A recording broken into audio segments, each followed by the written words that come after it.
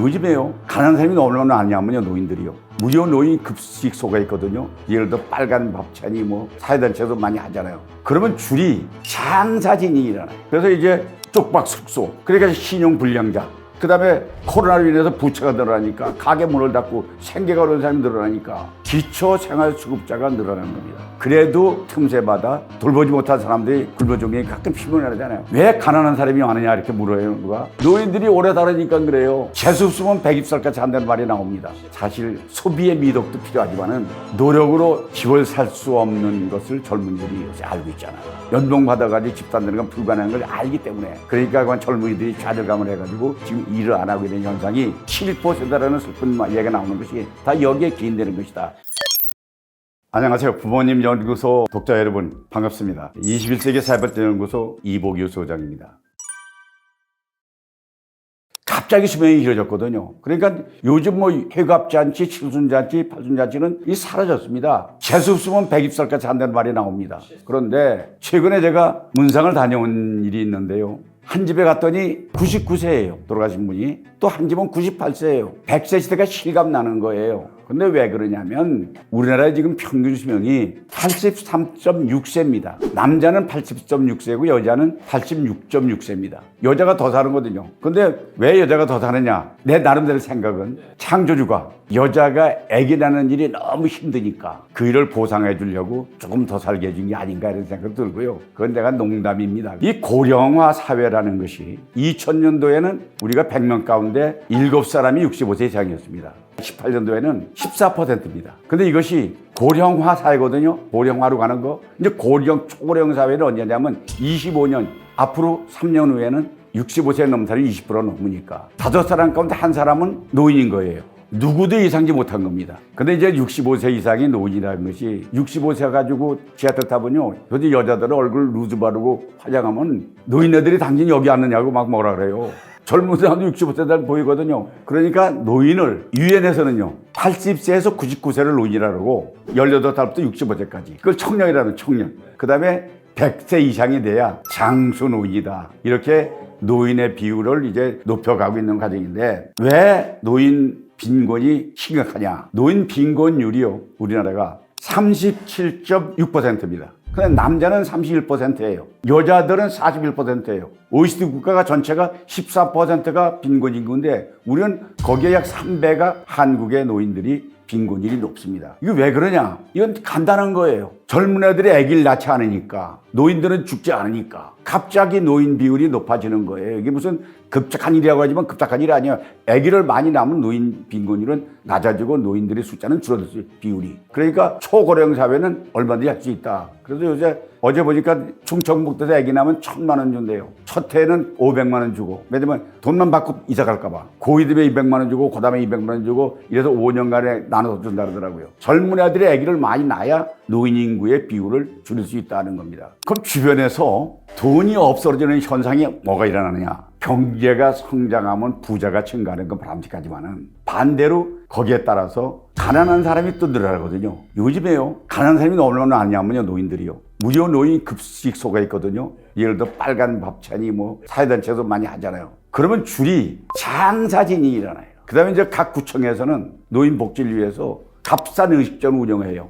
뭐 3,000원, 뭐 4,000원에 먹을 수 있는 걸. 그럼 그게 음식이 한정됐으니까 11시부터 줄을 서요. 12시 조금 지나면 음식이 떨어지니까. 이 지금 배불리 먹는 사람들은요, 이런 일이 벌어지는 걸 전혀 모르겠어요. 그래서 이제 쪽박 숙소, 그러니까 신용불량자, 그 다음에 코로나로 인해서 부채가 늘어나니까 가게 문을 닫고 생계가 어려운 사람이 늘어나니까 기초생활수급자가 늘어나는 겁니다. 뭐냐면 정부에서는 굶어 죽는 것은 없애야 되겠다. 그래도 틈새마다 돌보지 못한 사람들이 굶어 죽는 게 가끔 피곤하잖아요. 피곤하면 난리가 나잖아요. 저소득층의 증가는 문제가 되기 때문에 자활을 기하다. 일자리를 매겨야 되겠다. 그래서 경제 정전시켜야겠다 하는 게 정부의 고민입니다. 옛날부터 가난은 임금도 구제 못한다 그랬습니다.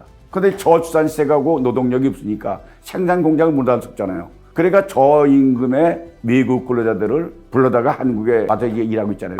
3D 업종, 힘들고 어려운 것은 우리 한국 사람 안 하거든요. 한국 사람들은 서비스 같은 거 넥타이 매고 뭐 나비 넥타이 매고 양복 입고 폼나는 건 돈이 주고도 하는데 땀 흘리고 길 묻히고 힘들고 숨 가쁘고 힘드는 일은 안 하잖아요. 그걸 외국 사람들이 하니까 외국 사람들이 와서 자리 잡아가지고 영적으로 넣어가지고 애기 낳고 하면 이 땅은 이제 우리 한민족 단일민족이 아니고 다문화 문제가 되고 이 땅은 우리 전 다 다른 데로 물러나고 다른 나라 사람들이 지배한다는 것이 미래학자들의 의견입니다. 그래서 우리가 근로의지가 부족하고 땀을 내지 않고 정부에서는 현금으로 살포한다. 이러면 이게 국가 재정이 거덜날 거 아니겠습니까? 그러니까 구제에 가장 좋은 건 우리가 그 고기를 한 마리 잡아서 생선을 가난한 사람에게 주면 한 끼 배불리 먹잖아요. 잡아주면. 근데 낚시하는 법을 가르치면 평생 먹고 산다 이거지. 근데 아무리 낚시하는 걸 가르쳐도 배우러 와서 노력해야 될 거 아니겠어요. 말을 물을 먹이기 위해서는 주인이 말꼬피를 잡고 강가에까지 데려갈 수 있습니다. 근데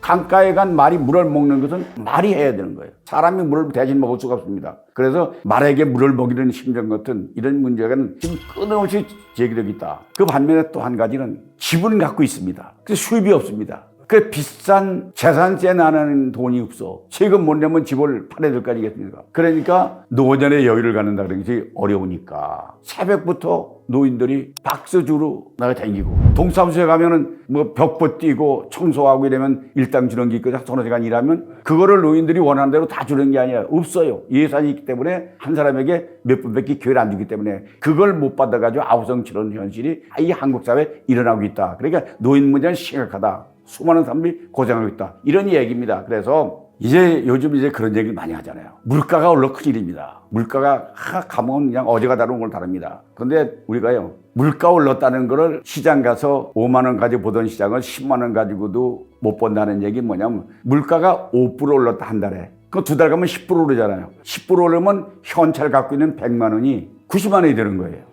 1억 갖고 있는 사람이 1000만 원이 날아가는 겁니다. 물가 10% 올라가면. 그러니까 기초생활보장법이라고 하는 통해서 이제 정부에서는 매년 보건복지부에서 고시랍니다. 최저생계비가 있어.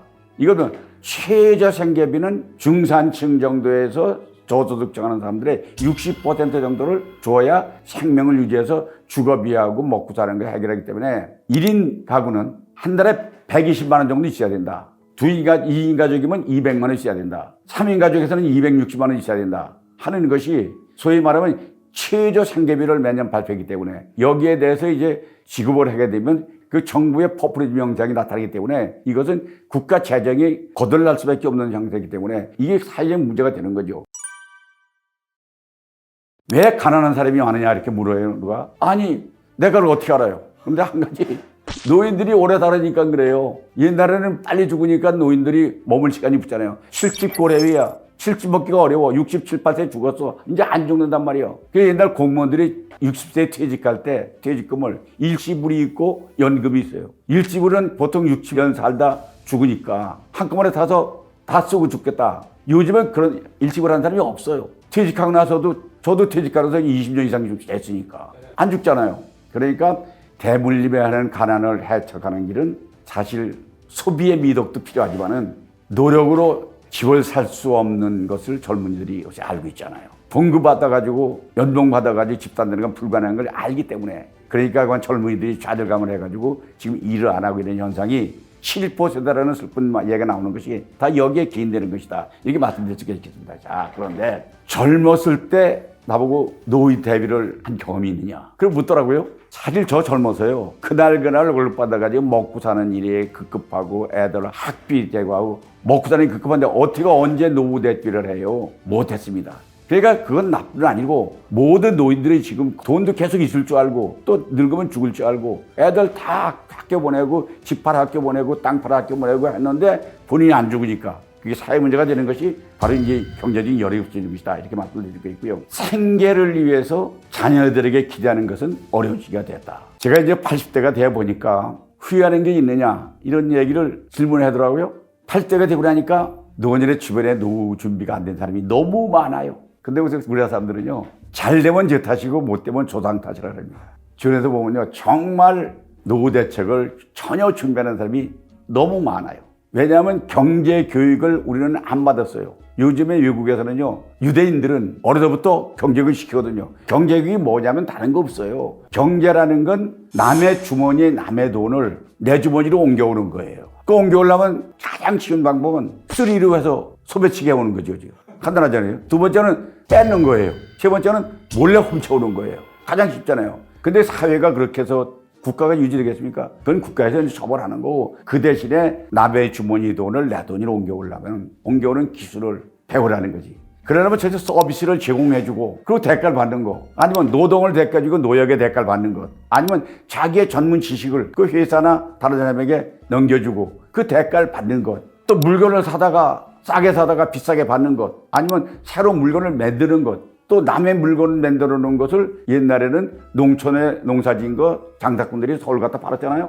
근데 요새는 세계화 시대니까 아프리카의 물건도 아메리카의 물건도 중국의 물건도 사다가 팔면 되니까, 그래서 사다가 팔라고 보니까 그게 요즘에 이제 자기 혼자 다 만들지 못하잖아요. 자동차 회사도 협력사가 있습니다. 남이 만들어 놓은 물건 조립하는 거예요. 타이어 만든 사람, 아니면 엔진 만든 사람, 배터리 만든 사람, 특히 대표적인 게 스마트폰이에요. 스티브 잡스의 소위 말해 애플 히트했잖아요. 그게 뭐냐, 본인이 고백했잖아요. 자기는 남의 만들어 놓은 것 조립만 해가지고 파는 거다. 이런 경제 교육을 시켜서 어려서부터 여기에 대비해서 나는 노역을 제공할 것이다, 나는 기술을 쓸 것이다, 나는 서비스를 제공할 것이다, 이런 게 됐으면 어려운 건데, 이런 걸 안 하고 그냥 부모가 학교 가고 보내주니까 중학교 가고 고등학교 가고 대학교 가고 군대 가서 취직 가고 살다 보면 전혀 그냥 그런 대비책이 없는 거예요. 이것을 우리는 경제를 제대로 시켜야 되겠다. 노동이나 이제 서비스를 제공해가지고 고소득을 받으려면은 반드시 방법이 있어요. 뭐냐면 노동 가치를 고부가치해야 돼요. 자기가 하는 일을 기술을 제공한 사람들은 기술력이 있잖아요. 그지? 근데 닫는 노동은 대가가 싸잖아요. 그러니까 회사가 1000명이 근무한다 그러면 그 1000명 속에는 대표는 연봉이 3억을 받아. 그 다음에 이제 전문화는 뭐 2억을 받아. 그 중간에는 5천만 원 받아. 말단은 3천만 원도 못 받아. 그 똑같이 건강한 사람들이 회사에 1000명이 왜 그게 달라지느냐? 노동의 가치를 갖다 고부가치하지 못했기 때문에 그런 거예요. 이거를 어려서부터 준비시켜야 되고, 그다음에 이윤을 창출한 제조업 같은 거 있잖아요. 서비스 같은 거 있잖아요. 소비자에게 충족시키고 어떻게 좋은 물건을 만들어서 공급하느냐에 따라서 이득이 많아지잖아요. 이런 거. 그다음에 봉급 생활자들이 대부분 많잖아요. 우리는 공무원도 마찬가지고 회사도 마찬가지고 일해주고 월급 받는 거거든요. 월급쟁이가 노후 대책을 하려면 방법 딱 하나예요. 월급 범위 받은 것보다 쓰는 게 더 많으면 그 사람 적자예요. 어떻게든 간에 그 돈을 가져온 돈을 쓰지 않고 저축하는 거. 저축을 얼마나 많이 하느냐. 이것이 노후 대책이다. 이래서 이거에게 고소득을 올리려면 그런 것이 필요하다는 얘기를 강조하겠습니다. 그 다음에 가난한 사람들이요, 참 많잖아요. 보면 그 원인이 있습니다. 우리가 그런 얘기 있잖아요. 공동묘지에 가서 무덤을 보면 이유 없는 무덤이 없다. 근데 못 사는 사람들 보면 못 사는 사람들의 이유가 없는 사람이 없어요.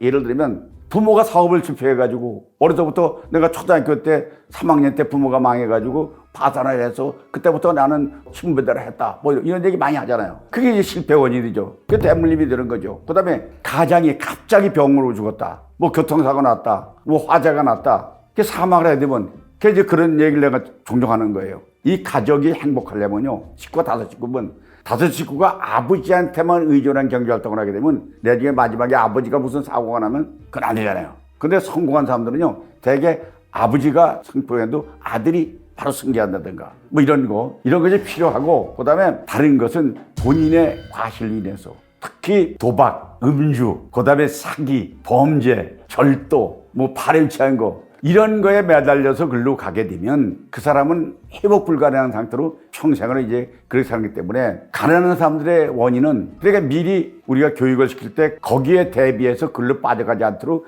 자녀 교육을 시켜야 되고, 우리가 그런 생각을 해야 되고, 왜 나쁜 짓을 하면 안 되느냐, 왜 정직해야 되느냐 하는 것을 교육을 통해서 시켜야 되겠다 하는 것이 제가 이제 80대가 돼서 후에 돌아볼 때 느끼는 것들이다. 우리가 후회하는 것이 또 뭐가 있느냐 보면요, 지나간 세월에 후회한 일을 돌아보니까 살아본 세월 동안에 경험이 없기 때문에 그로 인해서 실패한 경우가 많습니다. 젊은 시절에 돈에 대한 욕심이 없었어요. 돈이 중요하다 하지만은 왜 중요한걸 경험을 체험을 해보지 않았기 때문에 그냥 막연히 돈이 있어야 된다는 뿐이지, 그러니까 그런 노력을 안 한 거예요. 가장 중요한 것은 누구나 마찬가지입니다. 해야 될 일과 해서는 안 될 일이 늘 앞에 선택해야 되거든요. 해야 될 일은 언제나 하기 싫습니다. 해서는 안 될 일은 유혹받거든요.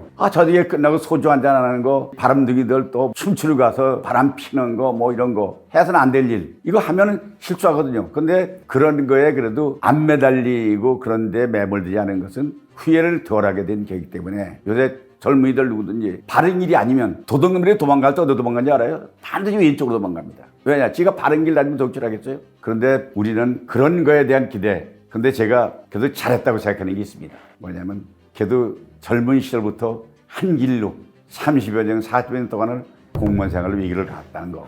이거는 제가 잘했다고 생각합니다. 두 번째, 퇴직하고 나서 가만히 죽을 날만 기다린 게 아니고 강사로 활동도 하고 지금도 유튜브도 하고 시도 쓰고 사회봉사도 하고 사회발전에 일할 수 있는 길을 하기 위해서 지금 시의회 활동도 하고 있고 이런 것들이 모두가 제가 그래도 잘했다. 80을 살아보니까 그런 겁니다. 이제 그래요. 그래서 돈 하거든요. 사람들이 돈 때문에 울고 돈 때문에 웃고 돈 하잖아요. 그런데 주변에 보면 돈이 많은 분이 많습니다. 가끔 만나보면 돈이 그렇게 많대도 내가 부럽다 그래요. 그게 뭐가 부러냐 물으면 간단해요.